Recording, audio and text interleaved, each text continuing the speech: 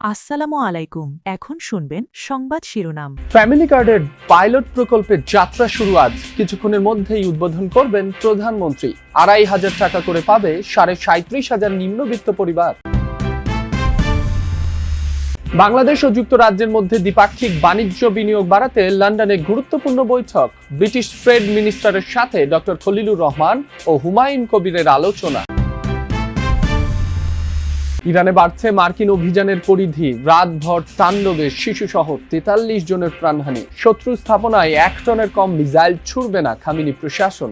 এতক্ষণ শুনছিলেন সংবাদ শিরোনাম, এখন শুনবেন বিস্তারিত। ফ্যামিলি কার্ডের পাইলট প্রকল্প উদ্বোধনের অনুষ্ঠানে যোগ দিয়েছেন প্রধানমন্ত্রী তারেক রহমান।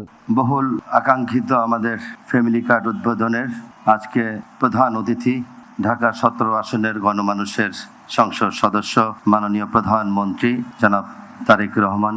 আমাদের মাঝে উপস্থিত হয়েছেন বিশিষ্ট চিকিৎসক, বিশিষ্ট সমাজকর্মী, আমাদের পরম শ্রদ্ধেয় ভাবি ডক্টর জুবাইদুর রহমান, সমাজ কল্যাণ মন্ত্রণালয়ের মাননীয় মন্ত্রী, প্রতিমন্ত্রী।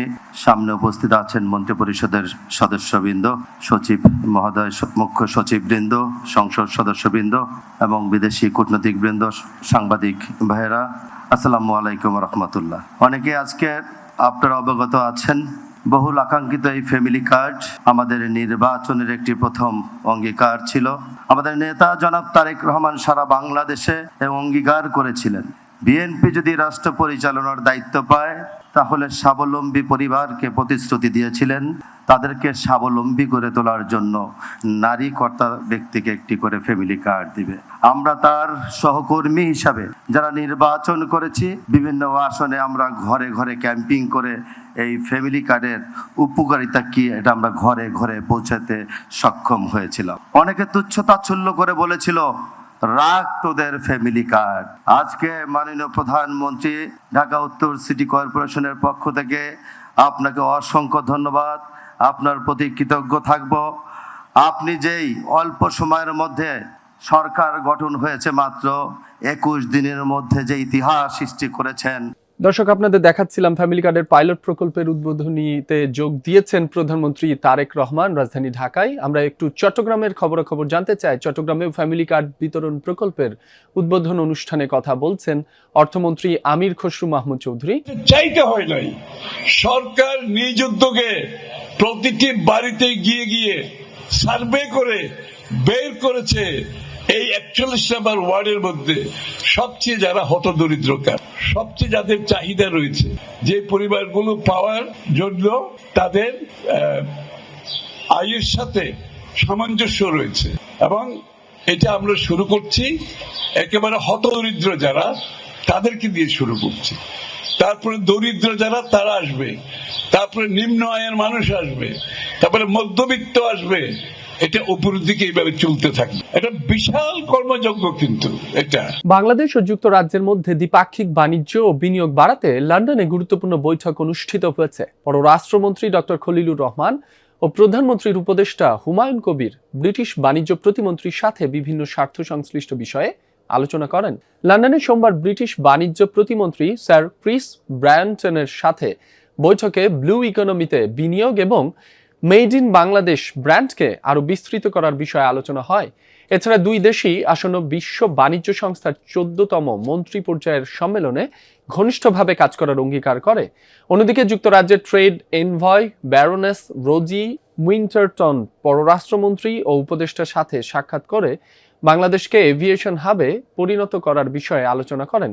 একই দিন আইসিজে পদপ্রার্থী প্রফেসর দাপো আকান্দে তার প্রার্থিতা পেশ করলে উভয় পক্ষ আন্তর্জাতিক আইনি ও কূটনৈতিক ক্ষেত্রে অংশীদারিত্ব বজায় রাখার প্রতিশ্রুতি পুনর্ব্যক্ত করে। আরো ভয়াবহ রূপ নিয়েছে ইরানে যুক্তরাষ্ট্র ইসরায়েলের অপারেশন এপিক ফিউরি। হামলার নতুন ওয়েভে কাঁপছে রাজধানী তেহরান সহ বিভিন্ন অঞ্চল। সোমবার রাতভর তাণ্ডব চালানো হয়েছে পূর্ব তেহরানে। মৃত্যু হয়েছে কমপক্ষে ৪০ জনের। লোরেস্তান প্রদেশে প্রাণহানির শিকার ৩ শিশু। মুহুর্মুহু বিস্ফোরণে কাঁপছে রাজধানীর পশ্চিমাঞ্চলীয় কারাজ শহর।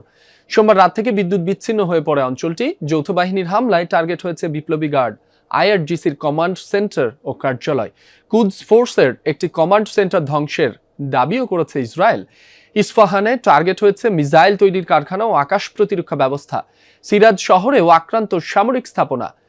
নাজারাবাদ, আন্দিশে এবং শাহরিয়ারে হামলা হয়েছে বাসিজ ফোর্স ও বিপ্লবী গার্ডের। আহভাজ ও সিস্তান বালুচিস্তানেও পাওয়া গেছে বিস্ফোরণের আওয়াজ। যুক্তরাষ্ট্র ইসরায়েলের হামলার পাল্টা জবাব দিয়ে যাচ্ছে ইরান। মধ্যপ্রাচ্যে দেশ দুটির বিভিন্ন সামরিক স্থাপনা জুড়ে চালিয়ে যাচ্ছে অভিযান। আবারও মিসাইল ছুড়েছে বাহরাইন, কুয়েত ও সৌদি আরবে। ইসরায়েলের রাজধানী তেল আবিব সহ বিভিন্ন স্থানে ছোড়া হয়েছে মিসাইল, প্রাণ হারিয়েছে 2 জন। বাহরাইনেও ঘটেছে হতাহতের ঘটনা। সোমবার মানামায় আবাসিক এলাকায় হামলার অভিযোগ উঠেছে ইরানের বিরুদ্ধে। এতে মৃত্যু হয়েছে 1 জনের, আহত আরো 8 জন। ইরাকের বাগদাদ বিমানবন্দরের কাছে হয়েছে বিস্ফোরণ। অন্যদিকে তুরস্কের আকাশসীমায় প্রবেশের চেষ্টা করে ইরানের দ্বিতীয় ব্যালিস্টিক মিসাইল। নেটোর প্রতিরক্ষা ব্যবস্থা ধ্বংস করে সেটি। ইসরায়েল ও যুক্তরাষ্ট্রের স্থাপনা লক্ষ্য করে এখন থেকে আর 1 টনের কম ওয়ারহেডের মিসাইল ছুড়বে না ইরান। সোমবার এই ঘোষণা দিয়েছে দেশটির বিপ্লবী গার্ড বাহিনী IRGC। জানায় হামলার পরিধি বাড়াতেই এই সিদ্ধান্ত নিয়েছে তেহরান। বাড়ানো হবে ক্ষেপণাস্ত্র ছোড়ার সংখ্যাও। সম্প্রতি ক্লাস্টার ওয়ারহেডযুক্ত ক্ষেপণাস্ত্র ছোড়াও শুরু করেছে তেহরান। ধারণা করা হচ্ছে যুদ্ধের কৌশল হিসেবে প্রথম দিকে তুলনামূলক কম শক্তিশালী ক্ষেপণাস্ত্র হামলা চালিয়েছে। একের পর এক রাডার লক্ষ্য করে হামলা চালিয়ে শত্রুপক্ষের প্রতিরক্ষা ব্যবস্থা দুর্বল করার পর এখন হামলার মাত্রা বাড়ানোর সিদ্ধান্ত নিয়েছে IRGC। ইরানের সাথে যুদ্ধ পরিস্থিতির মাঝেই প্রায় 1 ঘন্টা ফোনে কথা বলেছেন মার্কিন প্রেসিডেন্ট ডোনাল্ড ট্রাম্প ও রাশিয়ার প্রেসিডেন্ট ভ্লাদিমির পুতিন। ক্রেমলিন জানিয়েছে মঙ্গলবার দীর্ঘ এই ফোনালাপের মূল বিষয় ছিল মধ্যপ্রাচ্য সংকট ও ইউক্রেন যুদ্ধ। গত ডিসেম্বরের পর এই প্রথম 2 নেতার মধ্যে কথা হলো। পুতিনের কূটনৈতিক পরামর্শক ইউরি উশাকভ জানান, ইরান যুদ্ধ নিয়ে দ্রুত একটি রাজনৈতিক ও কূটনৈতিক সমাধানে পৌঁছাতে ট্রাম্পের প্রতি আহ্বান জানিয়েছেন রুশ প্রেসিডেন্ট। ইরান যুদ্ধে বরাবরই তেহরানকে সমর্থন দিয়ে আসছে রাশিয়া। এছাড়া মধ্যপ্রাচ্যের বর্তমান অস্থিতিশীল পরিস্থিতি নিরসনে 2 দেশের অবস্থান ও সম্ভাব্য পদক্ষেপ নিয়ে 2 নেতার মধ্যে বিস্তারিত আলোচনা হয়। এছাড়া ইউক্রেন যুদ্ধ নিয়ে রাশিয়ার বর্তমান অবস্থান ও সামরিক অগ্রগতির বিষয়েও মার্কিন প্রেসিডেন্টকে অবহিত করেছেন পুতিন। জ্বালানি সাশ্রয়ে 2 সপ্তাহের জন্য দেশের সব প্রাথমিক বিদ্যালয় বন্ধ ঘোষণা করেছে পাকিস্তান। সশরীরে পরিবর্তে বিশ্ববিদ্যালয়গুলোতে পাঠদান কার্যক্রম চলবে অনলাইনে। সোমবার জাতির উদ্দেশ্যে দেয়া এক ভাষণে এই নির্দেশ দেন প্রধানমন্ত্রী শেহবাজ শরীফ। এছাড়াও জ্বালানি খরচ কমাতে দেশের অর্ধেক সরকারি ও বেসরকারি কর্মকর্তা কর্মচারীকে হোম অফিস করার নির্দেশনা দেওয়া হয়েছে।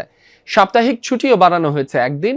60% কমানো হয়েছে সরকারি কর্মকর্তাদের গাড়িতে তেলের বরাদ্দ। অর্ধেক কমানো হয়েছে সরকারি অফিসগুলোর জ্বালানি বরাদ্দ। পরবর্তী নির্দেশ না দেয়া পর্যন্ত সরকারি অফিসে নতুন এসি, ফার্নিচার বা অন্যান্য বিলাসী পণ্য ক্রয়েও জারি করা হয়েছে নিষেধাজ্ঞা।